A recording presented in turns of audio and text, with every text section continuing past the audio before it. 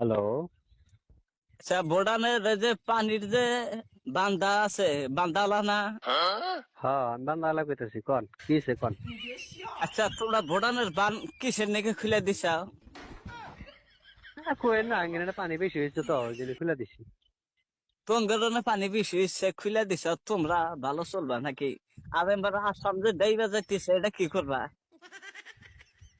এখন আসাম তো ডাইবে যাইতেছে, তুই কি করা নাকবো এখন কোন?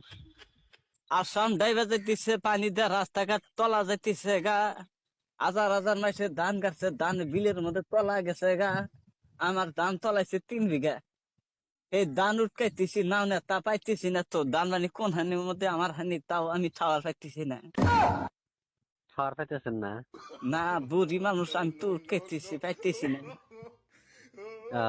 তাহলে এখন কি করা নাকবো, হেডা কোন সাথে? পানি কম, আজকে দিনের